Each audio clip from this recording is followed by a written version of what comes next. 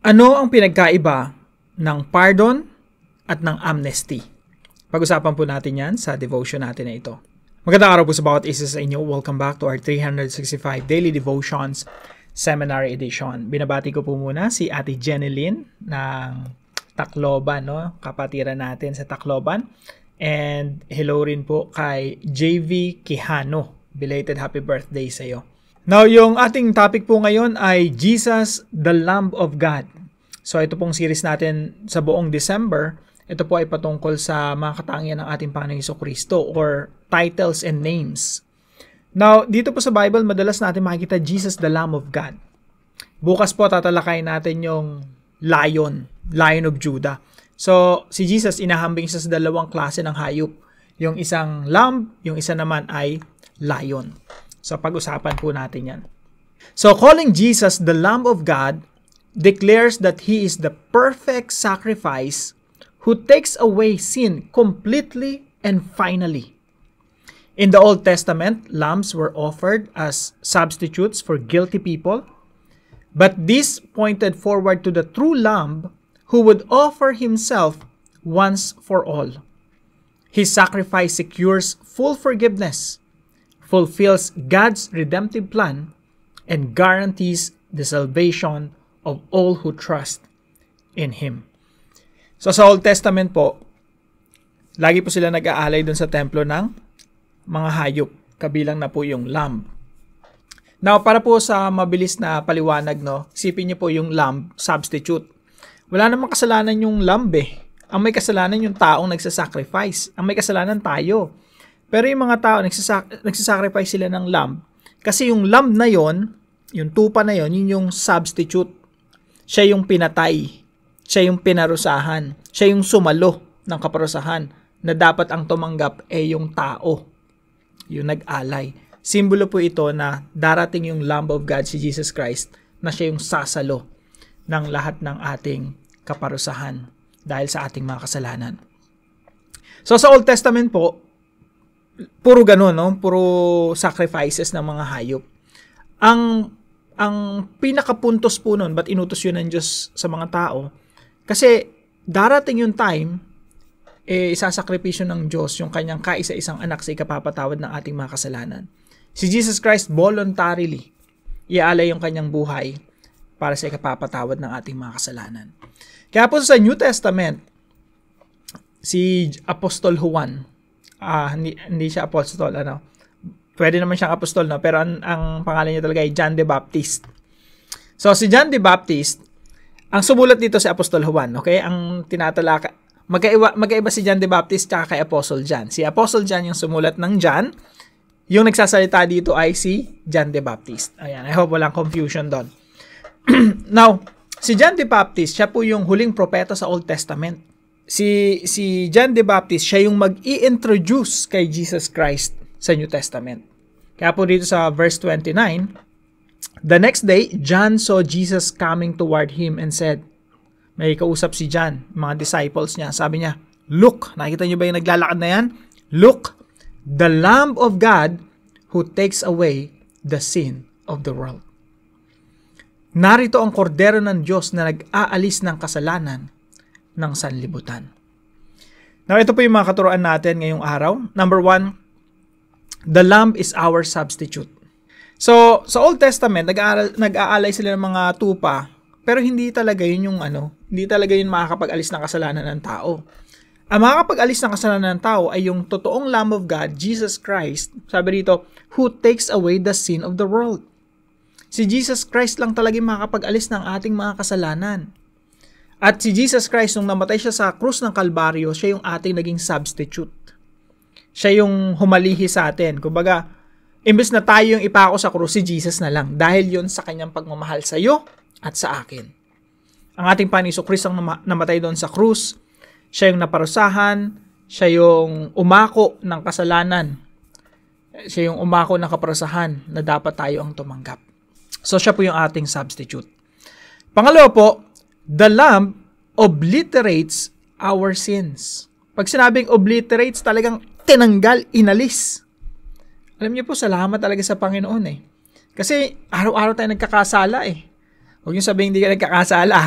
nagkakasala kayo. Kasi ako, normal lang sa akin nagkakasala, no? Talagang, nasa katawan ko na yan eh. Sabi nga ni Apostol Pablo, yung mga bagay na ginagawa ko, na ayaw kong gawin, patuloy kong ginagawa. Nung binabasa ko yun, sabi ko, pambira, ganito talaga yung tao eh. Ako to eh. May mga bagay akong ginagawa na ayaw kong ginagawa, pero ginagawa ko. Yun ang kasalanan. At hanggat nandito tayo sa laman na ito, talagang gagawa tayo ng kasalanan. Pero alam nyo, thank you sa Panginoon. Salamat sa Panginoon. Kasi, bagamat nagkakasala tayo sa isip, sa salita at sa gawa, lahat ng ating mga kasalanan sa harapan ng Diyos, inalis na. Obliterated. Talagang inalis sa atin. Upang makaharap tayo sa Diyos na walang kapintasan, at pag umarap tayo sa Diyos sa araw ng paghuhukom, wala ni isang kasalanan ang natira sa atin. Sapagkat lahat ng kasalanan natin simula sa pinakamaliliit hanggang sa pinakamalalaking mga kasalanan at pinakakarumal-dumal nating ginawa at inisip laban sa ating kapwa, lahat ng yun, inalis. Inilagay sa katawan ni Kristo at siyang naparusahan dun sa krus ng Kalbaryo. Kaya walang natira na kasalanan. Alam niyo po kung ano yung ipinalit? Ang ipinalit ay ang kabanalan ng ating Panginoong Jesucristo upang makarap tayo sa Diyos ng walang pangamba. Makarap tayo sa Diyos ng walang takot. Makarap tayo sa Diyos na hindi tayo nag-iisip, Lord, karapat dapat. The righteousness of Christ makes us holy and blameless in the eyes of God. The Lamb obliterates our sins. Inalis, walang tinira na kasalanan sa atin. Sa halip, pinalitan pa ito ng kanyang kabanalan. Pangatlo po, the Lamb provides us amnesty. Amnestia sa salitang Grego. Na yung amnestia, hindi natin makikita sa Bible yon. Doon nasa classical Greek yon, sa mga sulat ng mga outside the Bible, no? Mga classical writings. Pero yung concept kasi ng amnestia, biblical na biblical. Wala man yung eksaktong word na amnesty, pero yung concept nandun. Now, ano ba yung amnesty? Yung amnesty, ito po yung pag sinabi nating it means nothing or not. Yung nestia, amnesty, yung nisty, yung karugtong amnesty, ibig sabihin nito memory. Ibig sabihin nun, pag pinagsama mo siya, amnesty, parang atheist, amnesty, no memory. Ano ibig sabihin nun? Hindi niya na inaalala ang iyong mga kasalanan. Amnesty. Yun ang binigay sa atin ng Diyos eh. Amnesty. Kaya yung concept ng amnesty, very biblical yan. Makikita niyo po yan sa napakaraming mga verses sa Bible. Hindi ibig sabihin na ang Diyos ay nakalimot na. Hindi ibig sabihin ang Diyos ay may mga bagay na hindi alam, nakalimutan niya na yung mga kasalanan. Hindi na ibig sabihin. Ibig sabihin nito, hindi na gagamitin ng Diyos ang iyong kasalanan laban sa iyo. Hindi natin isusumbat pa sa iyo. Forgotten, no memory. Sabi dito, their sins and lawless acts I will remember no more. I will remember your sins no more. Sabi po sa Psalm 32, 1 and 2, basahin ko po sa Tagalog, mapalad siya na pinatawad ang pagsuway, na ang kasalanan ay tinakpan. Mapalad ang tao na hindi pinaparatangan ng kasamaan ng Panginoon, at sa kanya espiritu ay walang pandaraya. Whose sin the Lord does not count against him. Isaiah 43:25, even I, am he who blots out your transgressions. Pareho po yan ng obliteration eh. Obliterate. Even I, am he who blots out your transgressions for my own sake, and remembers your sins no more. Amnesty.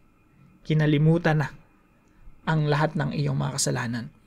Now, sa batas po natin, meron din tayong amnesty, tsaka pardon. Yung pardon naman, ito yung pinardon ka ng presidente pero recorded pa rin ang iyong kasalanan, no? Yung amnesty naman, ito yung nagkasala ka pero binura yung kasalanan mo, pinalaya ka as if wala kang ginawang kahit anong masama. Yun yung pinagkaiba. Yung pardon, pinalaya ka mula sa kulungan pero recorded pa rin may kasalanan ka pa rin ginawa. Yung amnesty talagang binura eh. I will remember your sins no more. So, bilang application po dito sa ating pinag-aaralan, no? Number 1, do not just give a pardon. Give amnesty. Sabi ng Biblia, magpatawad ka kung paano ka pinatawad ng Panginoon. Nung pinatawad tayo ng Panginoon, ang binigay sa atin, amnesty. Tapos pag magbibigay tayo sa kapwa natin, pardon, recorded pa rin yung kasalanan. Minsan ganun tayo, no? Ayaw nating patawarin yung iba. Actually, pinapahirapan lang din natin yung ating mga sarili pag hindi tayo nagpapatawad. And that's what we do with ourselves. We're just punishing ourselves. Kaya po, mas maganda yung amnesty. Kasi pag pinatawad mo, wala na rin yung kasalanan. Binura mo na sa isip mo, hindi mo naaalalahanin pa. Pakiharap nga si Mrs. as si Mr., no? Mag-usap kayo, magtinginan kayo. Kapag magpapatawaran kayo sa isa't isa, ang ibigay nyo sa isa't isa, amnesty. Yung burado na yung kasalanan. Hindi na yung aalalahanin pa, huhukayin pa at isang taon na, 3 taon na, hinuhukay pa yung mga kasalanan, tapos ibinabato pa rin, no? Hindi tayo ganyan pinatawad ng Panginoon. Nung pinatawad tayo ng Panginoon, talagang blot out, obliterated, at wala nang inaalala ang Diyos at gagamitin pa laban sa atin yung mga ginawa natin in the past. Walang sumbatan, no? Walang ganun. Do not just give a pardon. Give amnesty. Kaya pag hingi ka ng tawad sa misis mo, sa mister mo, siguraduhin mo na yung binigay niya sa'yo amnesty. Tanongin mo, pinatawad mo na ako, yes, pero ano ba yan? Pardon ba yan o amnesty? Baka mamaya recorded pa, no? Kaya ang hingin mo, amnesty. Point number 2, karugtong nitong point na to, no? Delete every record of wrongs. Mahal mo ba yung asawa mo, yung anak mo, magulang mo, kapatid mo, churchmate mo? Mahal mo ba sila? Ang isang katibayan na nagpapatunay talaga na mahal mo ang isang tao, binubura mo yung mga pagkakamali nila. Delete every record of wrongs. Sabi po sa 1 Corinthians 13:4-7, isang karakteristik ng pag-ibig. So sabi dito, love is patient, love is kind, it does not envy, it does not boast. Tapos, banda rito sa dulo ng verse 5, sabi dito, it keeps no record of wrongs. Yan ang pag-ibig. Hindi mapagtanim ng sama ng loob sa kapwa. Hindi nagsusulat ng kasalanan ng iba at tinatali at binibilang. Pangatlo po, devote yourself to following Jesus. Si Jesus Christ po, siya yung nagbigay ng buhay sa atin upang makapagbigay din tayo at makapag-alay ng buhay sa Kanya. Alam niyo po, isa sa kapraanan para magbigay tayo ng buhay sa Panginoon, tularan natin siya. Tularan natin si Jesus. Kaya sinasabi ng Biblia, kung paano lumakad si Jesus, ganun din dapat tayo lumakad. Ano ibig sabihin nun? Kung paano siya magsalita, ganun din tayo magsalita. Kung paano natin tratuhin paano tratuhin ni Jesus yung kapwa, ganun din natin tratuhin yung ating kapwa. At kung paano magmahal si Jesus, ganun din tayo magmahal. At kung paano magpatawad si Jesus, ganun din tayo magpatawad. That's what it means to devote yourself to following Jesus. So I hope lahat tayo lumalago sa pagsunod kay Kristo, no? Ito naman po yung one of the goals of our daily devotion is to enable us, to help us to take one step closer to Jesus. So, salamat po sa bawat isa sa inyo na sumusuporta dito sa ating channel, no, nagagawa natin yung mission natin na, tulungan yung bawat kapatid natin sa pananampalataya na makahakbang, kahit isang hakbang lang, palapit sa Panginoon, palapit sa pagsunod sa Kanya, at palapit magkaroon ng mas sigit pang pagkakakilala kay Kristo every day. So, salamat po sa nakikiisa sa mission na to, no? Now, para po sa ating discussion, how does knowing Jesus died as the Lamb of God who takes away the sin of the world change the way you forgive? Ngayong nalaman mo itong devotion natin na ito, ganito pala magpatawad si Jesus, no? Obliterated yung ating mga kasalanan. At hindi na aalalahanin pa ng Diyos magpakailanman. Paano nito nababago kung paano tayo magpatawad sa iba? Pag-usapan po natin yan sa ating mga discussion groups. Tayo po'y manalangin. Father, thank you for giving your Son as the perfect Lamb who takes away my sin. When my heart feels heavy with failure or shame, remind me that His sacrifice is complete and His blood covers every part of my brokenness. Help me walk in the freedom He purchased and live with a grateful, obedient heart. Teach me to turn from sin quickly, trust Your mercy deeply, and reflect Your grace to others with compassion and humility. I rest in the cleansing work of the Lamb You provided. I offer my thanks and devotion to You. In Jesus' name, Amen and Amen. Maraming salamat po kay Ma'am Melanie na partner po natin sa devotion natin ito. Maraming salamat po sa inyo. Na kung kayo po yung may natutunan, ipaalam nyo lang po sa comment section right below this video. And please don't forget to share this devotion to your family and friends. God bless you po. See you po tomorrow 5 a.m. dito sa ating Daily Devotions.